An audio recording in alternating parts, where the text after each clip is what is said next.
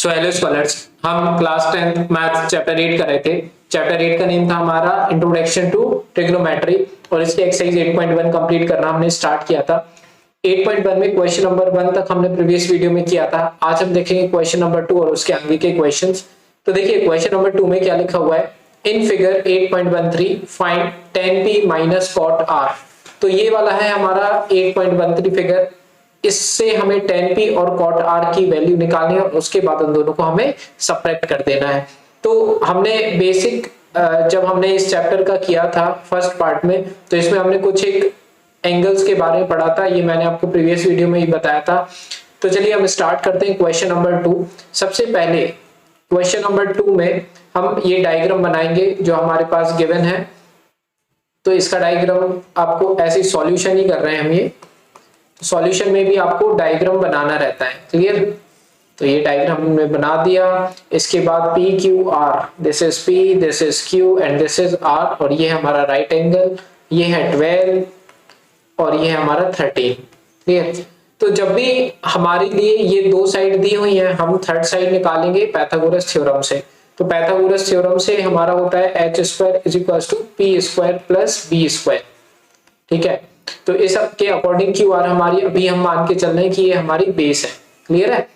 तो चलो h square मतलब 13 का स्क्वायर, p स्क्वायर मतलब 12 का स्क्वायर और b स्क्वायर मतलब क्यू आर का स्क्वायर, ठीक है। क्यू आर ये वाली साइड हमारी क्यू आर है ना, तो इस वजह से मैंने क्यू आर लिख दिया। अगर आप चाहें तो इसको बेस भी बोल करके b का स्क्वायर भी लिख सकते हैं अगर आप चाहें तो। 13 का स्क्वायर होता है 169, 12 का स्क्वायर 144 और क्यू आर का square as it is Q are square. अब ये प्लस में इस साइड आएगा माइनस में, तो 169 minus 144 is equal to q are square, clear है। इसके बाद 169 में से 144 माइनस करोगे तो आएगा हमारा 25। इसको सॉल्व करने पर आएगा 25, तो ये हमारा क्यू आर स्क्वायर। अब स्क्वायर हटेगा तो दूसरी साइड हमारा अंडर रूट आ जाता है, तो हम अंडर रूट लगा देंगे, तो ये आ गई हमारी क्यू आर की वैल्यू। तो क्यू आर अंडर रूट 25 होता है हमारा 5, तो क्यू आर की वैल्यू आ गई हमारी 5 सेंटीमीटर। तो ये रहा हमारा 5 सेंटीमीटर, क्लियर है। इस डायग्राम को फिर से बनाता हूं मैं एक बार, क्योंकि हमें वैल्यू फाइंड करनी है, ठीक है। अब देखो हमें अगर हम क्वेश्चन देखें तो सबसे पहले हमें इनके रेशियोज फाइंड करने। सबसे पहले क्वेश्चन नंबर 2 में हम फाइंड करेंगे क्या, tan p। सबसे पहले हम tan p निकालेंगे, ठीक है। अब tan p बोला है तो एंगल हमारे पास कौन सा गिवन है, p, ठीक है। मैंने आपको बताया था बेसिक वाली वीडियो में हमेशा 90 डिग्री के अलावा एक एंगल आपके पास गिवन रहेगा। तो हमें tan p निकालना है सबसे पहले, tan p। अब tan थीटा क्या होता है, tan थीटा क्या होता है, परपेंडिकुलर अपॉन बेस होता है या नहीं, परपेंडिकुलर अपॉन बेस। अब इस एंगल के अकॉर्डिंग परपेंडिकुलर क्या हो जाएगी, इसके सामने वाली side, that is Q are is perpendicular, ठीक है। क्यू आर हमारी परपेंडिकुलर होगी, तो हम क्या करते हैं क्यू आर, और बेस क्या हो जाएगी हमारी, इस पी की बेस क्या हो जाएगी हमारी, ये पी क्यू। तो पी क्यू हमारी बेस हो गई। अब tan p निकाला था, क्यू आर की वैल्यू क्या दी हुई है हमारे पास 5 और पी क्यू की वैल्यू दी हुई है 12, तो tan p कितना आ गया हमारा 5/12। इसके बाद अब हमें क्या निकालना है, tan p तो निकाल लिया, इसके बाद हमें निकालना है cot r, cot r। तो इसका मतलब अब हमारे पास एंगल p ना होते हुए अब हम क्या कंसीडर करेंगे, एंगल को r, p एंगल ना कंसीडर करते हुए अब हम r कंसीडर करेंगे। तो cot r निकालना है हमारे लिए, तो मैं लिखता हूं इधर पे एक लाइन बना देता हूं। अब हमें निकालना है cot r। अब cot थीटा क्या होता है, tan थीटा का अपोजिट होता है, तो cot थीटा हो जाएगा, tan थीटा होता है p/b, तो cot थीटा हो जाएगा b/p। ये कैसे मैं निकालूं, ये बेसिक वीडियो में हमने सारे एंगल्स लिखे हुए थे। अब cot थीटा b/p होता है। अब इस r के अकॉर्डिंग परपेंडिकुलर हमारी क्या हो जाएगी, ये परपेंडिकुलर हो जाएगी, और बेस क्या हो जाएगी फिर हमारी ये, ठीक है। ये r परपेंडिकुलर हो जाएगी, ये हमारी बेस हो जाएगी, क्लियर है। तो चलो अब इसकी वैल्यू पुट कर दो, cot r के अकॉर्डिंग b/p। तो cot r के अकॉर्डिंग बेस हो जाएगी हमारी क्यू आर और बेस हो जाएगी हमारी पी क्यू। तो इसको जब हम सॉल्व करेंगे, क्यू आर की वैल्यू हमारे पास है 5 और पी क्यू की वैल्यू है हमारे पास 12, तो ये आ गया हमारा cot r। अब थोड़ा सा और देखें क्वेश्चन में, तो हमें क्या निकालना था, cot p minus cot r निकालना था। अब इन दोनों को हम सब्ट्रैक्ट कर देंगे, तो हम लिखते हैं tan p minus cot r।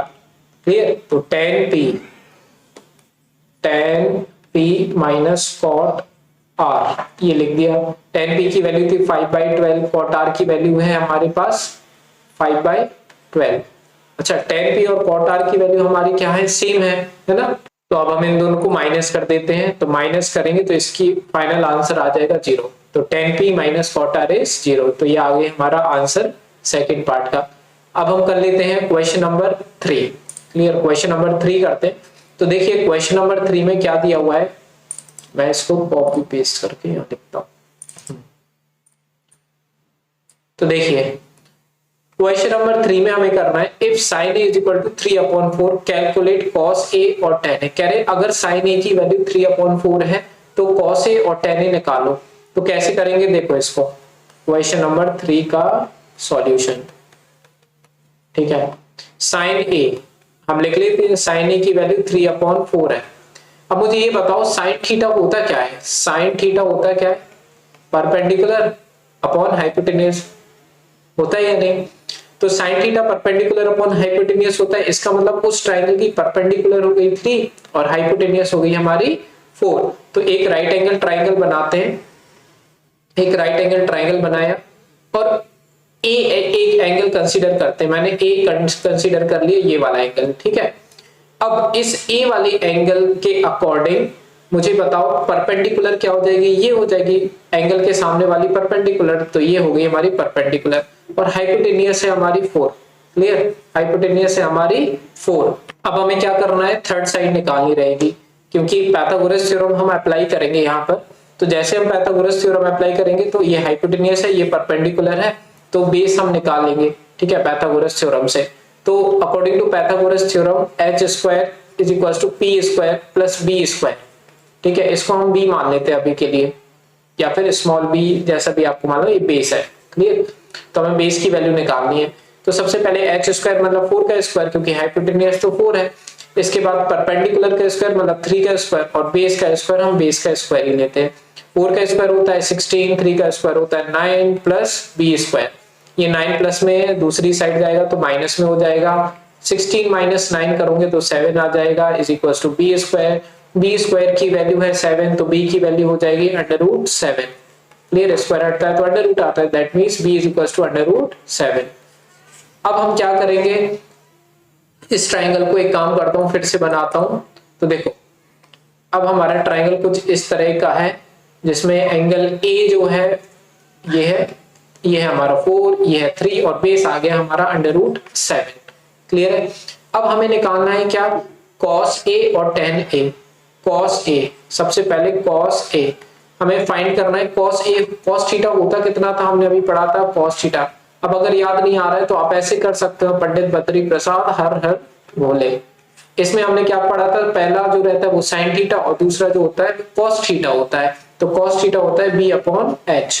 तो हम यहाँ पे क्या लिख देंगे, अगर चाहो तो b/h भी लिख सकते हो।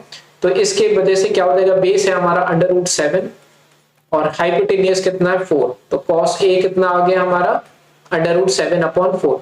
इसके बाद हमें साइड tan a भी निकालना है। हाँ, tan a निकालना है, तो tan a निकालने के लिए हमें क्या करना पड़ेगा, tan a कितना होता है, तो हमने यही पढ़ा था, पहली वैल्यू तो हमारी sin, फिर cos, फिर tan होता है, tan थीटा होता है परपेंडिकुलर अपॉन बेस।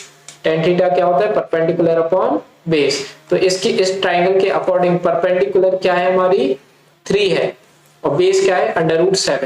तो अपन क्या लिख सकते हैं यहाँ पे 3/√7। क्लियर, तो ये आ गया हमारा tan a। तो ये हुआ बच्चों हमारा क्या, क्वेश्चन कंप्लीट है ना। क्वेश्चन नंबर 2 में भी कुछ cos a tan a निकाला था। इसके बाद देखेंगे हम क्वेश्चन नंबर 4 नेक्स्ट वीडियो में। सारे पार्ट्स की वीडियो की लिंक डिस्क्रिप्शन में मिल जाएगी, प्लेलिस्ट बनी हुई है, तो वहां से जाकर के सारे चैप्टर आप कवर आउट कर सकते हैं। पसंद आई ये वीडियो बिल्कुल लाइक कीजिए, सब्सक्राइब करिए चैनल को। सब लेटेस्ट सिलेबस के अकॉर्डिंग हम कंप्लीट करते जा रहे हैं। बाकी सारे चैप्टर की भी लिंक डिस्क्रिप्शन में मिल जाएगी। मिलते हैं नेक्स्ट वीडियो में, बाय।